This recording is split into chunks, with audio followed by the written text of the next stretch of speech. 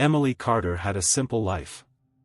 She worked hard as a nurse, saved every dollar, and always helped others. Especially her brother Mark and best friend Lisa. She trusted them completely. That was her first mistake. One day, Emily discovered the terrible truth. Mark had stolen $87,000 from her savings. Lisa knew about it and did nothing to stop him. In fact, she helped cover it up. While Emily struggled to pay rent, they spent her money on fancy cars and designer clothes. The betrayal cut deeper than any knife. But Emily didn't scream or confront them. She stayed quiet. Because she knew something they didn't: karma always comes for those who deserve it. And it was already on its way. The first signs appeared slowly. Mark's successful business suddenly got audited. Lisa's perfect relationship fell apart. Strange things kept happening to them, one after another. Problems they couldn't explain. Bad luck that followed them everywhere. Emily just watched it all unfold. She didn't lift a finger. She didn't need to. The universe was handling everything for her. Every lie they told, every tear they made her cry, it was all coming back to them. This isn't a story about revenge. It's about justice. About what happens when you hurt someone who only ever loved you. Karma doesn't forget. And when it arrives, there's nowhere to hide. Emily had always been the responsible one. Growing up, she took care of Mark after their parents passed away. She worked extra shifts to pay for his college while putting her own dreams on hold. Lisa had been her closest friend since nursing school, the person Emily trusted with all her secrets. But behind her back, they were plotting.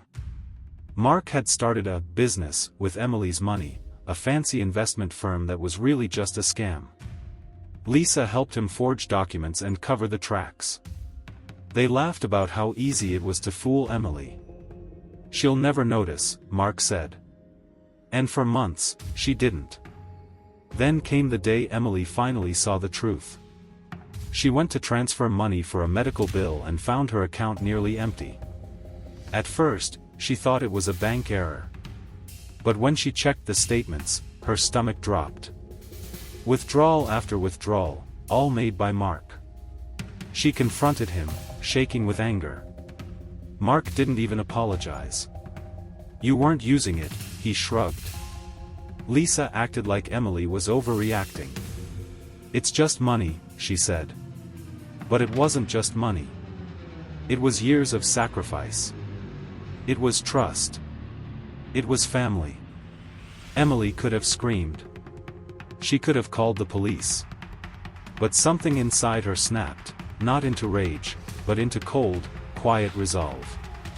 She wouldn't fight them. She wouldn't even argue. Because the truth about karma? It doesn't need your help. It just needs time. And time was something Emily had plenty of. While Mark and Lisa celebrated their win, she watched. She waited. And she knew, sooner or later, the universe would collect its debt. Emily made a decision that night. She wouldn't sink to their level. No screaming matches. No lawsuits. She'd let life itself punish them. But that didn't mean she'd do nothing. Her new mission was simple: rebuild her life while watching theirs crumble. She picked up extra shifts at the hospital. Started a small side business doing medical transcription at night. Every dollar she earned now stayed safely in a new account they couldn't touch. But this wasn't just about money. Emily began keeping records. Every lie Mark told. Every shady business deal Lisa bragged about. She stored the evidence carefully, like pieces of a puzzle she might never use. Just in case, she'd tell herself. Meanwhile, she played the perfect victim around them. When Mark joked about her learning her lesson about trust, she forced a smile. When Lisa pretended to comfort her, Emily nodded along. They thought they'd broken her. That was their second mistake. Because Emily wasn't broken, she was observing. She noticed how Mark's hands shook when he talked about his business. Saw how Lisa drank more wine at every gathering. The guilt was eating them alive, and they didn't even realize it yet. Her only indulgence? A small notebook. In it, she'd write down every misfortune that came their way. A parking ticket here. A failed business deal there. At first, they were small things. But Emily knew, this was just the beginning. The universe began collecting its debts sooner than Emily expected. It started with Mark's business partner, Daniel, the only honest person involved in their scheme. When Daniel discovered the forged documents and stolen funds, he didn't just quit. He filed a report with the state licensing board. Emily heard about it through hospital gossip before Mark even knew. She was checking a patient's vitals when two nurses mentioned a local investment guy being investigated. Her hands didn't even shake as she kept working. That afternoon, she drove past Mark's office just in time to see him screaming into his phone, face red with panic. Lisa's downfall began more quietly but just as inevitably. Her fiancé, David, started asking uncomfortable questions about where Lisa got money for her sudden shopping sprees. When Lisa brushed him off one too many times, he did something unexpected. He contacted Emily. "Hey," David texted, "can we talk? Something feels wrong." Emily stared at her phone for a full minute before responding with a simple, "Coffee tomorrow?" She didn't sleep that night, not from excitement, but from curiosity. How much did David know? How much should she tell? The next morning, David slid a folder across the cafe table. Bank statements. Text messages. Even photos of Lisa meeting with Mark at strange hours. "I'm not stupid," he said quietly. "I just needed confirmation." Emily sipped her tea and said nothing. The evidence spoke for itself. Meanwhile, Mark's troubles multiplied. The licensing investigation triggered an IRS audit. His clients started demanding refunds. Emily watched from a distance as her brother's perfect life unraveled thread by thread. She expected to feel satisfaction. Instead, she felt nothing. Just quiet observation. The real turning point came on a rainy Tuesday. Emily was leaving work when Lisa ambushed her in the parking lot. "You did this!" Lisa screamed, mascara running down her face. David had left her, taking the evidence with him. Emily just tilted her head. "Did what?" she asked calmly. Lisa's rage collapsed into desperate sobs right there in the rain. "Please, make it stop." For a heartbeat, Emily almost reached out. Almost. Then she remembered waking up to an empty bank account. Remembered their laughter. She stepped around Lisa and kept walking. That night, Emily added new entries to her notebook. Mark, audit notice, 3 clients withdrawn. Lisa, engagement broken. She paused, then added one more line. Me, didn't cry today. The storm was just beginning. Just when Emily thought she was past the pain, it came rushing back. Late one night, Mark showed up at her apartment, drunk, desperate, and barely recognizable. His suit was wrinkled, his eyes bloodshot. "They're taking everything," he slurred, collapsing on her couch. "I need your help." For a terrifying moment, Emily hesitated. This was her brother, the boy she'd protected their whole lives. Old instincts kicked in, her hand even twitched toward her checkbook. Then she remembered, he didn't hesitate when he stole from you. "I can't help you," she said quietly. Mark's face twisted in rage. "After all I've done for you," he spat. The irony almost made her laugh. But as he stormed out, slamming the door so hard the frame cracked, Emily realized something awful: she still cared. That was the real betrayal. Lisa's mother called next day. "Lisa's in the hospital," she said. "Overdose on sleeping pills." Emily's coffee cup slipped from her hand. This wasn't supposed to happen. Karma was supposed to humble them, not this. At the hospital, Lisa looked small in the white bed. "Why are you here?" she whispered. Emily had no answer. She just sat there, watching the four drip, remembering the girl who'd been her best friend since nursing school. The one who'd held her hair back after frat parties. The one who knew exactly where to stab her so it would hurt most. For the first time, Emily questioned her silence. Had she become cruel by doing nothing? Was this justice or just more pain? That night, she nearly deleted her evidence folder. Nearly burned her notebook. Then her phone buzzed, a news alert. Local investment broker accused of fraud. Mark's face stared back from the article. Below it, a quote from Daniel, "The victims deserve justice." Emily put the phone down. This wasn't her doing. These were their choices catching up to them. The only difference? This time, she wouldn't be there to clean up the mess.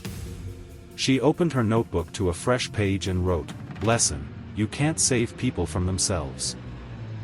The weeks that followed were like watching a slow-motion car crash. Mark's investigation made local news, with former clients coming forward about missing funds. His photo appeared under headlines like, "Local businessman accused of Ponzi scheme," a far cry from the golden boy image he'd cultivated. Meanwhile, Lisa was discharged from the hospital but lost her nursing license after the board reviewed discrepancies in her work records. Emily kept her distance, but the universe had other plans. One evening, her doorbell rang. It was Sarah, Mark's wife, a woman Emily had always liked. Sarah's eyes were red-rimmed, her hands clutching a manila envelope. "I found these," she said, thrusting it at Emily. Inside were bank transfers, fake invoices, and a damning paper trail linking Mark and Lisa to multiple frauds. "I'm filing for divorce," Sarah whispered. "But you deserve to know the full truth." Emily stared at the documents, her stomach churning.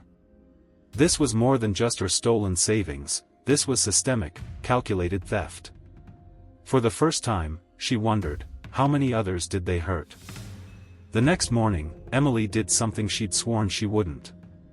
She drove to the DA's office. The prosecutor, a no-nonsense woman named Reyes, scanned the evidence with raised eyebrows. "This is thorough," she remarked.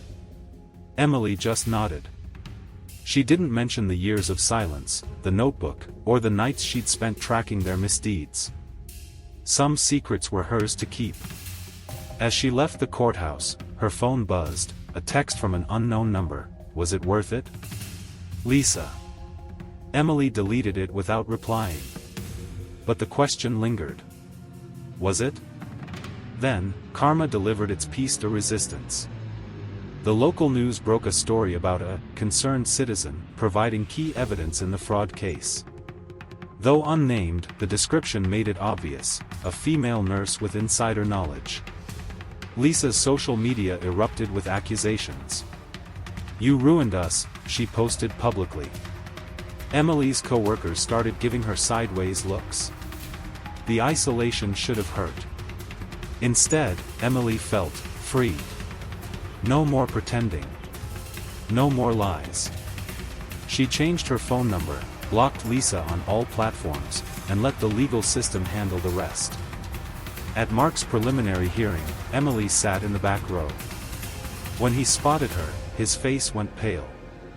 The judge read the charges: grand larceny, fraud, forgery. As bailiffs led him away in handcuffs, their eyes met. No words. Just the quiet understanding that some debts can't be repaid. That night, Emily wrote the final entry in her notebook: "Karma isn't revenge. It's the universe restoring balance." And today? The scales finally tipped. She closed the cover, for good. The courtroom was silent as Judge Alvarez adjusted her glasses.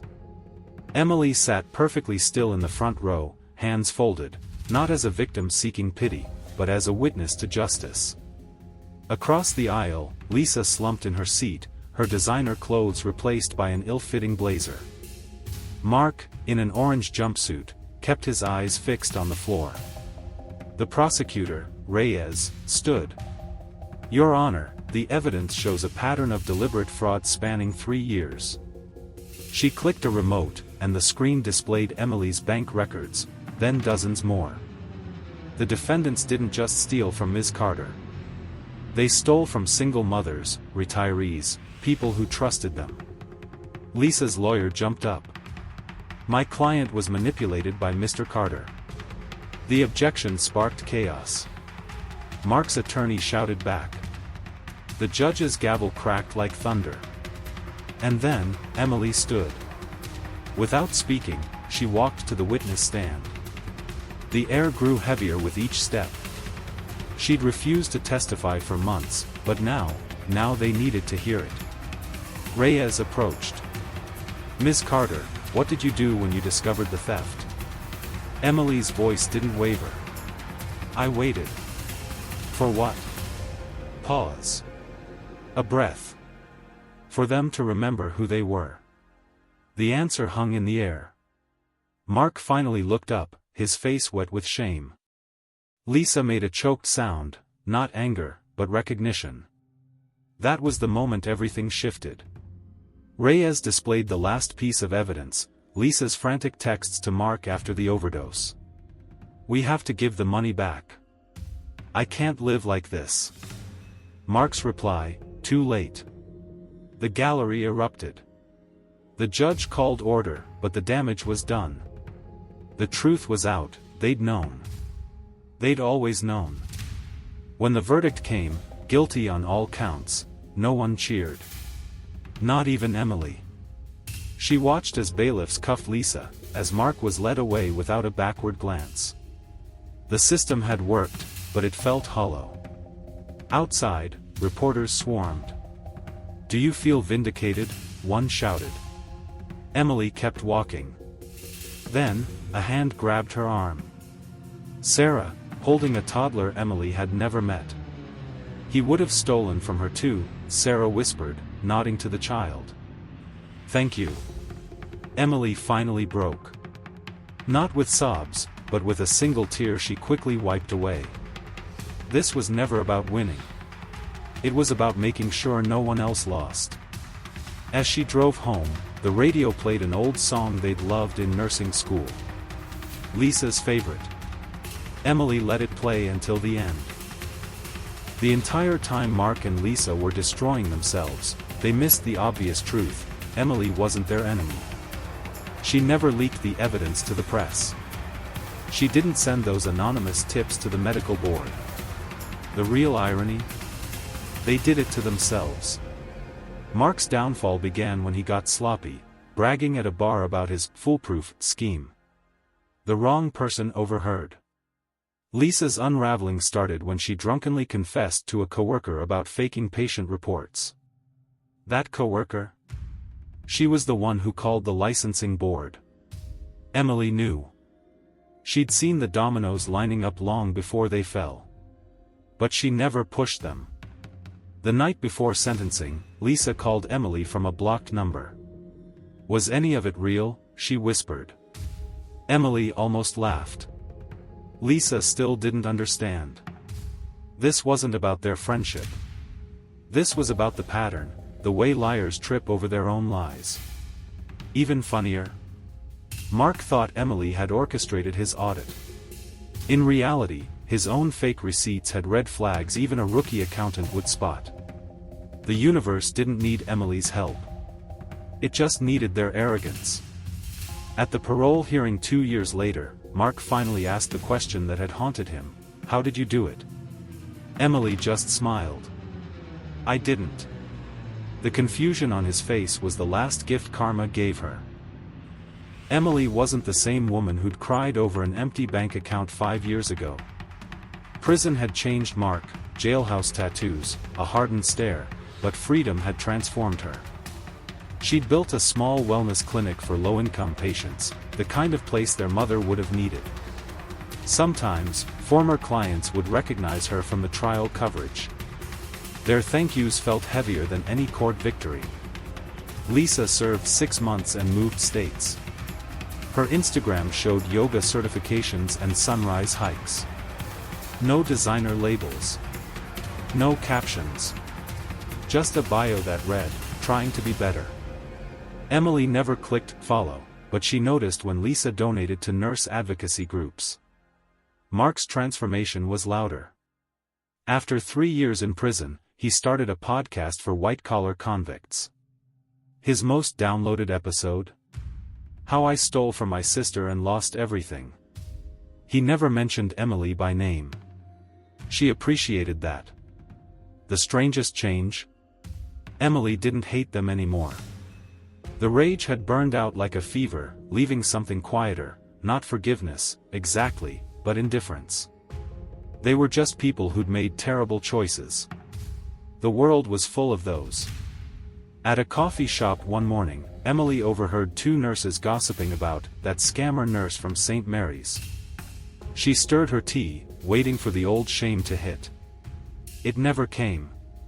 On the anniversary of the verdict, Emily received 2 letters.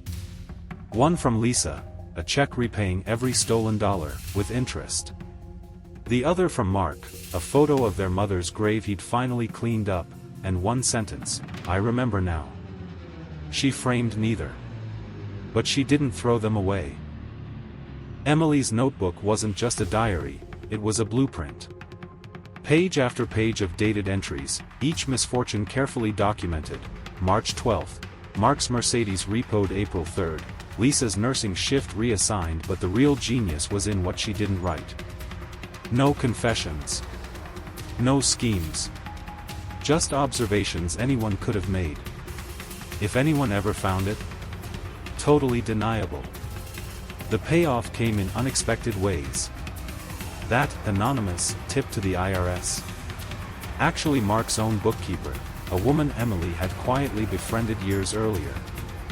The damning texts between Lisa and Mark, left deliberately unlocked on Lisa's iPad for her fiancé to find. Emily never directly caused their downfall. She just arranged the mirrors so they could finally see themselves clearly. The final clue had been hiding in plain sight. On the last page of her notebook, written the night before the trial, "Karma doesn't need your help. It just needs you to get out of the way." She burned the notebook in her fireplace the day after sentencing. The ashes made excellent fertilizer for her rose bushes.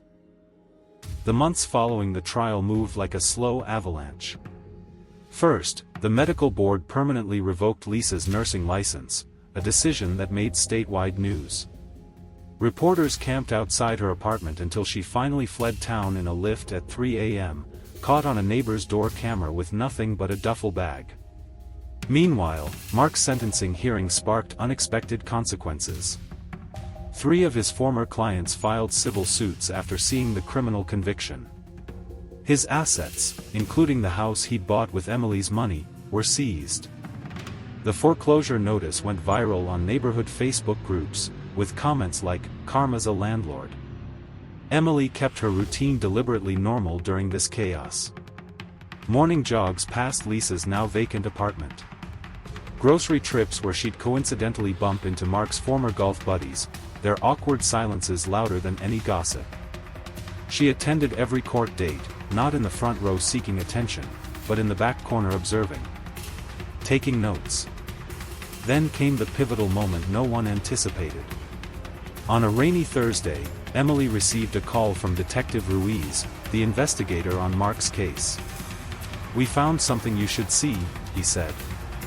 At the precinct, Ruiz slid across surveillance photos of Mark meeting with a known loan shark 2 weeks before his arrest. He was digging himself deeper, Ruiz explained. Emily stared at the timestamp, the day after she'd refused to loan him money. Her hand stayed steady as she pushed the photos back. This changes nothing. But it changed everything. That night, Emily did something uncharacteristically impulsive. She drove to the storage unit holding her parents' old belongings. Buried under childhood photo albums was a fireproof lockbox. Inside, the handwritten will her mother left, specifying her life insurance was only for Emily's education. Mark had forged the signature to cash it out years ago. Emily didn't report it. Instead, she mailed the original document to Mark's prison address with no note. Let him sit with that truth. The action sparked an unexpected chain reaction. Within weeks, Mark requested a meeting with the DA. New plea deal. Names of other scammers. Reduced sentence. Emily read about it in the paper over coffee, then clipped the article for her now empty notebook. The last page held just 3 words: balance. Restored. Finally. Every moment, from the first betrayal to the final courtroom verdict, connected like perfect stitches in a tapestry. Emily's silence wasn't passive, it was purposeful. Her observations weren't random, they were calculated. Even her kindness to Mark's bookkeeper and Lisa's fiancé wove into the larger design. The beauty was in how effortless it felt. No grand schemes. No dramatic confrontations. Just Emily moving through the world, trusting that every action, and inaction, had its place. When Lisa's mother showed up with evidence, that wasn't luck. It was the result of Emily quietly supporting her through chemo years earlier. When Mark's cellmate turned out to be an IRS informant? Poetic, but not engineered. Even the notebook served its purpose and faded away. No loose ends. No lingering bitterness. Just a story that closed exactly as it should, with the guilty facing consequences and the wounded finding peace. In the end, Emily realized karma wasn't something you summoned. It was something you allowed. And by stepping aside, she'd let justice write its own perfect ending. Emily's strategy was always about patience. She spent months rebuilding her savings, tracking Mark and Lisa's movements, and, most importantly, protecting her peace. While they partied with stolen money, she took online courses in forensic accounting. While Lisa lied to her fiancé, Emily volunteered at a women's shelter, rebuilding her sense of trust. Every step was deliberate. She changed banks but kept the old account active with 50, knowing they'd check it, archived every text, email, and receipt in a secure cloud only she could access. Took self-defense classes not for violence, but to relearn personal boundaries, the real masterstroke. Her therapist, Dr. Chen, became the only person who knew everything. Documenting isn't revenge, she advised. It's self-preservation. Those sessions gave Emily the clarity to act, or not act, when the time came. The aftermath: 2 years post-trial, Emily's life bore no resemblance to the broken woman they'd stolen from. Her clinic thrived. She'd adopted a rescue dog. And that vacation fund they'd drained? Replaced by a passport stamped with 12 countries. Lisa sent a birthday card every year, no return address, just a generic "thinking of you." Emily stored them unopened in a shoebox marked tax receipts 2018. Mark served 22 months. His first LinkedIn post after release was about second chances. Emily didn't react. But when a mutual friend mentioned he was driving for Uber, she left a 5-star rating after a random ride. No comment. Just the final test came at their mother's memorial. Mark showed up with flowers. Emily brought the photo album their mom had loved. They sat on opposite sides of the grave. When he finally approached, holding out a crumpled check, she shook her head. "Keep it. I got what I needed." The wind carried his whispered "how" as she walked away. Her answer would have surprised him: by letting go.